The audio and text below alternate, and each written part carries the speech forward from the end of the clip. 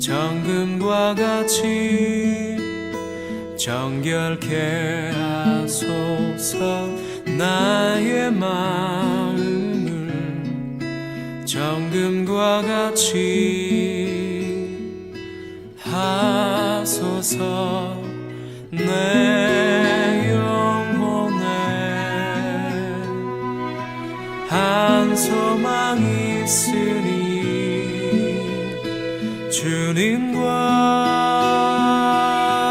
같이 거룩하게 하소서. 나의 삶을 드리니 거룩하게 하소서. 주님 나를 받으소서.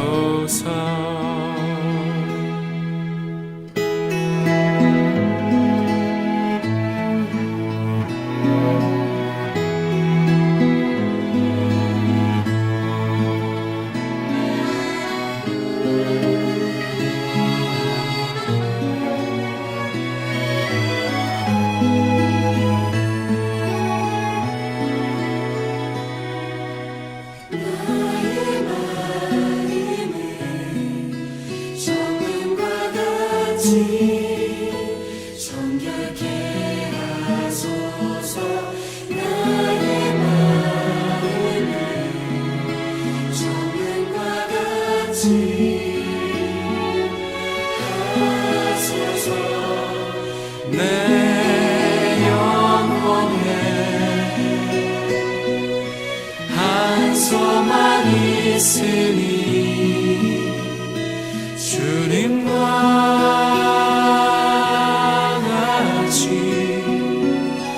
거룩하게 하소서. 나의 삶을 드리니 거룩하게 하소서. 주님 나를 받으소서. 주님과 같이 나의 삶을 드리니 나를 받으소서. 나를 받으소서.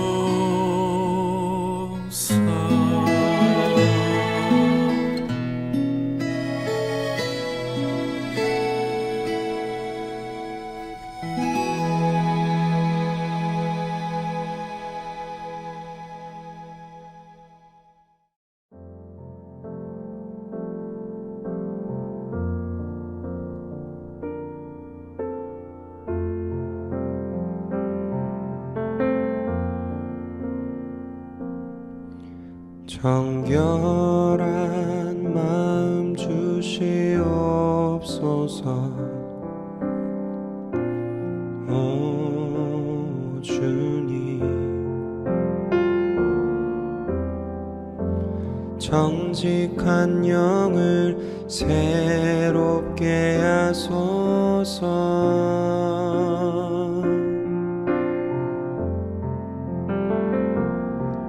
정결한 마음 주시옵소서. 오 주님, 정직한 영을 새롭게 하소서.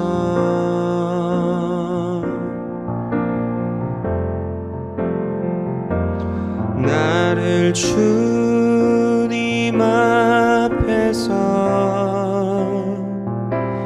멀리하지 마시고 주의 성령을 거두지 마옵소서.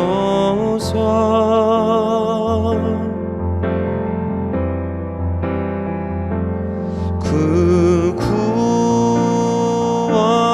구원의 기쁨 다시 회복시키소서.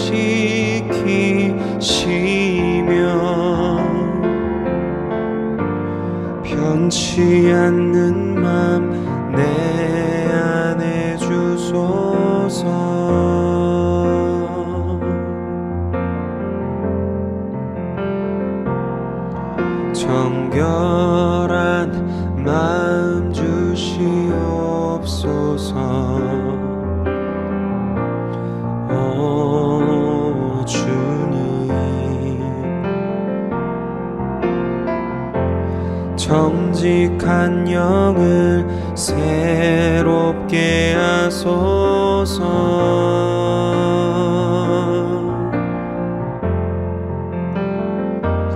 나를 주님 앞에서 멀리하지 마시고 주의 성령을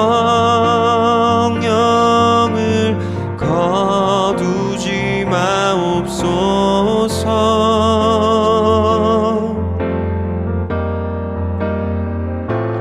그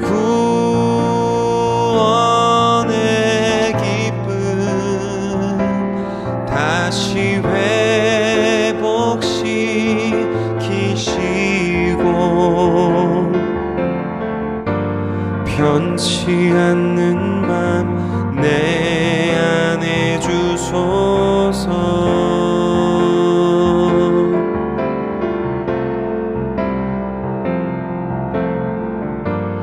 변치 않는 맘 내 안에 주소서.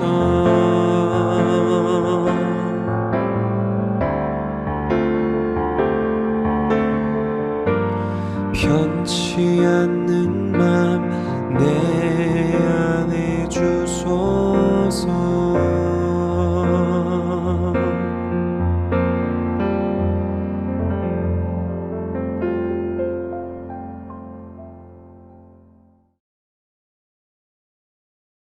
오늘 말씀은 마태복음 10장 16절에서 33절입니다.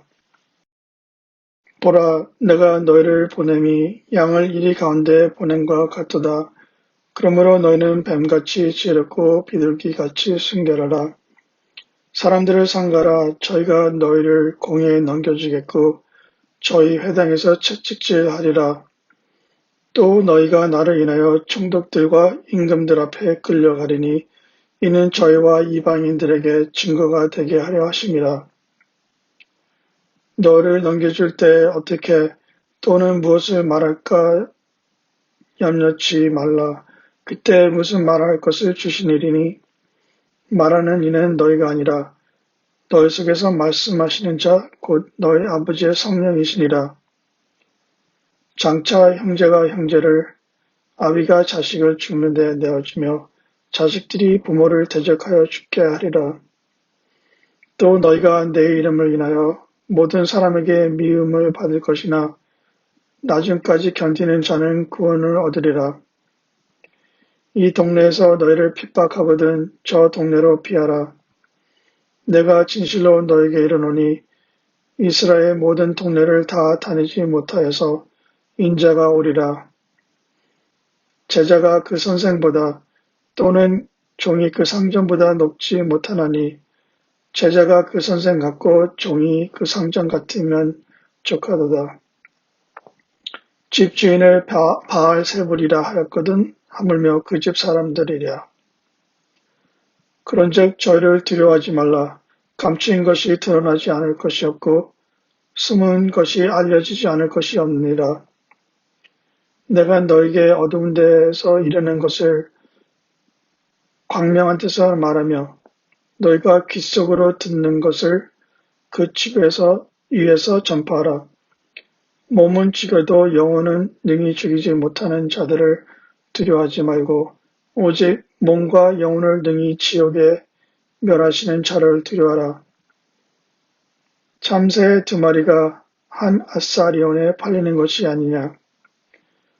그러나 너희 아버지께서 허락지 아니하시면 그 하나라도 땅에 떨어지지 아니하리라. 너에게는 머리털까지 다 세신 바 되었나니 두려워하지 말라. 너는 많은 참새보다 귀하니라. 누구든지 사람 앞에서 나를 시인하면 나도 하늘에 계신 내 아버지 앞에서 저를 시인할 것이요. 누구든지 사람 앞에서 나를 부인하면 나도 하늘에 계신 내 아버지 앞에서 저를 부인하리라. 오늘 본문은 예수님께서 12 제자들을 부르신 후 그들이 앞으로 당할 일들을 이야기해 주시면서 공부해 주시는 말씀들입니다. 마치 아이들이 있으신 분들은 다 큰 아이들이 집을 떠날 때 그들을 생각해주는 마음에서 조언을 해주는 것과 같겠지요. 예수님은 어떤 조언을 하셨을까요? 16절에 보면은 뱀같이 지혜롭고 비둘기같이 순결하기를 바라셨습니다. 뱀같이 지혜로우라는 말씀은 아담과 하와를 꼬신 악한 지혜가 아니라 통찰력, 신중함, 순종적인 지혜를 말씀하시는 것이라고 합니다. 비둘기의 순결함은 세상과 섞이지 않고 물과 기름이 같이 섞이지 않듯 제자들에게 마음을 잘 간직하라는 말씀이었습니다. 비둘기를 한번 보세요. 비둘기는 옛날부터 통식용으로 메시지를 전해주는 것에도 쓰임을 받았습니다. 만약에 비둘기가 이곳저곳 들렸다가 자기 마음대로 한다면 메시지는 전달되지 못할 것입니다. 다른 곳에 섞이지 않으면 목적지만을 향하여 가면 잘 도착하겠지요. 17절에서는 사람들과 문제가 있을 수 있다고 하시고 채찍질도 맞을 수 있다고 하십니다. 거기서만 끝나는 것이 아니고 그 당시에 로마에서 보낸 총독들과 임금들 앞에까지 끌려갈 수 있다고 하셨습니다. 그런 중에도 예수님께서는 그런 고통, 문제들을 통해서 예수님에 대해서 증거할 수 있는 기회가 될 것이라고 하십니다. 그런 높은 지위에 있는 사람들 앞에서 무슨 말을 할지 모를 때 예수님을 걱정 말라고 하십니다. 그것은 왜냐하면 성령님께서 같이 하시며 무슨 말을 할지를 알려주시기 때문입니다. 이런 경험을 해보신 적이 있나요? 누군가 만날 때 과연 무슨 말을 어떻게 해야지 상처를 안 주고 아니면 지혜롭게 말을 할지 고민해 보셨을 적이 있으실 것이라고 믿습니다. 그럴 때 정말로 우리의 힘으로 하는 것이 아니고 성령님의 도우심으로 했을 때 밤과 낮이 다르듯 결과는 다른 것으로 믿습니다. 무슨 일을 하든 성령님이 함께 하신다는 것을 들은 제자들에게는 두렵기도 하지만 힘이 되었으리라고 믿습니다. 21절에서는 또 다른 어려움을 예언해 주시고 있습니다. 그것은 아마도 무엇보다 어쩌면 가장 힘든 고통, 가족 안에서 오는 어려움입니다. 형제끼리 아비와 자식의 사이의 어려움, 제자로서 예수님을 따를 때 가정쯤이야 문제가 없겠지 생각하는 것은 헛된 것이지요. 요즘은 코비드 때문에 가족들과 많은 시간들을 지내시는데 혹시나 21절의 말씀처럼 힘든 어려움은 없으시기를 기도합니다. 혹시나 있을지라도 다음 구절들을 보시면 꼭 하나님의 도우심이 있을 것을 생각하시면 됩니다. 22절에서 권하는 것은 나중까지 견디는 것입니다. 그때의 구원이 있으리라고 하십니다. 몇 번이고 실망하고 좌절할 때 견디는 것이 제자들이 할 일이라고 하십니다. 23절에서는 제자들이 사역을 하다가 박해가 심하면 한 동네에서 다른 동네로 옮기는 것을 권고하십니다. 제자들의 융통성을 요청하시는 것 같습니다. 26, 27절에서는 나오는 제자와 선생과의 관계는 제자가 선생님과 같이 되는 것처럼 예수님과 같은 권위도 있는 편에 예수님처럼 어려움도 당할 수 있다는 것을 알려주고 있습니다. 26절부터는 그전 저수들에서 이야기하신 어려움들을 극복할 수 있다는 예수님의 위로 말씀들이 있습니다. 예수님은 제자들이 감당할 수 없는 어려움에 그치지 않으시고 항상 위로와 나아갈 길을 제시해 주시고 있습니다. 한번 볼까요? 어떤 위로가 있는지. 보잘것없는 참새, 아주 작은 액수로 팔리는 것들도 하나님이 관리하시는데 하물며 제자들을 안 돌보아 주시겠느냐라는 말씀을 해주고 계십니다. 그리고 저희들이 아주 자주 듣는 말씀, 머리털까지 다 세신다는 말씀은 제자들을 그렇게 잘 아시고 보호해 주신다는 말씀인 것 같습니다. 보통 사람들에게는 평균 10만의 머리털이 있다고 합니다. 그 많은 숫자 하나하나 세시면서 얼마나 제자들을 하나님께서는 잘 아시고 계신가 생각을 해보면 부모가 아이들을 아는 정도를 떠나 그 이상의 정도로 제자들에게 관심과 사랑이 있으심을 알 수가 있을 것 같습니다. 그러한 보호하심이 있다고 하시면서 두려워하지 말라고 제자들에게 말씀하시지만 그 반면에 예수님은 제자들에게 분명히 할 일들을 이야기해 주고 계십니다. 하나님의 말씀을 담대하게 전할 곳에서는 숨기는 것이 아니고 복음을 담대히 전하라는 책임감을 전해주시고 있습니다. 그리고 마지막 부분의 32절, 33절에 가서는 무서운 말씀도 하십니다. 제자들이 만약에 예수님을 사람들 앞에서 부인을 하게 된다면 예수님도 제자들을 하나님 앞에서 부인하실 것이라고 하십니다. 저희들은 결국 예수님을 따랐던 그 당시의 제자들과 큰 차이가 없다고 봅니다. 참 제자의 삶은 사람들, 사회, 가정 등등으로 어려움을 당할 각오들을 해야겠지요. 그것이 두렵고 힘든 것은 당연한 것이라고 봅니다. 그렇지만 무슨 말을 어떻게 해야 할지 모를 때 성령님이 도우시듯 저희들은 절대로 저희들의 힘을 의지해서는 안 된다는 것을 다시 한번 얘기해 주시는 오늘 본문이라고 봅니다. 참으로 요즘에는 제자의 삶으로 살기에도 사람들과 접촉이 많이 없으니까 발휘할 수 있는 시간은 적은 것 같습니다. 하지만 집안에서 조그마한 우리가 영향을 끼칠 수 있는 곳에서 저희들의 자신과 전쟁에서 어려움이 없지는 않을 수 없으리라 생각됩니다. 그렇지만 저희들에게 힘이 되는 것은 보잘것없는 참새보다 저희들을 귀하게 여기시고 머리털 하나하나도 다 하시는 하나님이 두려워하지 말라는 말씀이라고 생각됩니다. 오늘 하루도 어디에 계시든 승리하세요. 이제는 다 같이 다음 기도 제목들을 놓고 기도하겠습니다. 저희들의 가지고 있는 두려움, 사회, 사람들과의 관계, 식구들과의 어려움들을 위해서 이 시간에는 기도하겠습니다.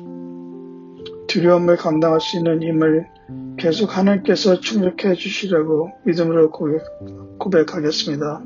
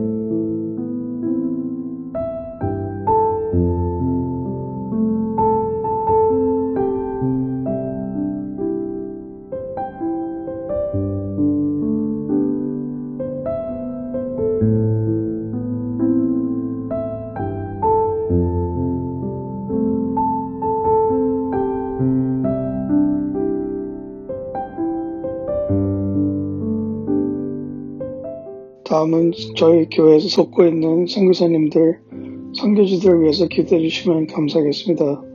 가까이에는 난민 선교도 있습니다. 어려운 팬데믹 상황에서도 선교사님들이 하시는 일들이 불편함 없이 잘 섬길 수 있도록 기도해 주시면 감사하겠습니다.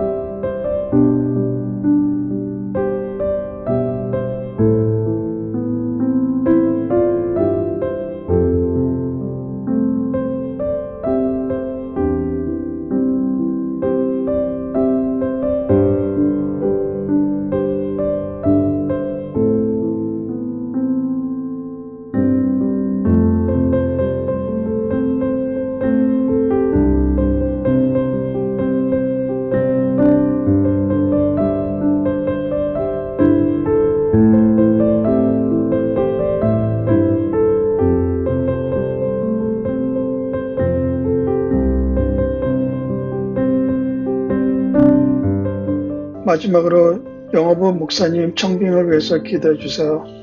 이제는 청빙위원도 구성이 되었습니다.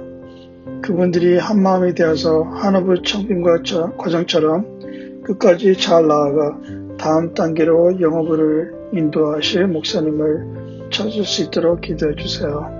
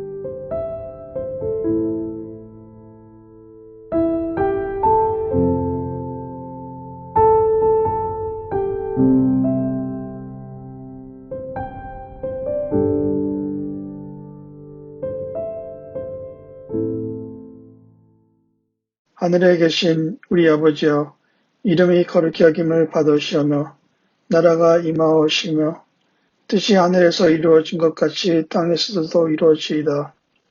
오늘 우리에게 일용할 양식을 주옵시옵고 우리가 우리에게 죄 지은 자를 사하여 준 것 같이 우리의 죄를 사하여 주시옵고 우리를 시험에 들지 말게 하옵시며 다만 악에서 구하시옵소서. 나라와 권세와 영광이 아버지께 영원히 쌓옵나이다. 아멘.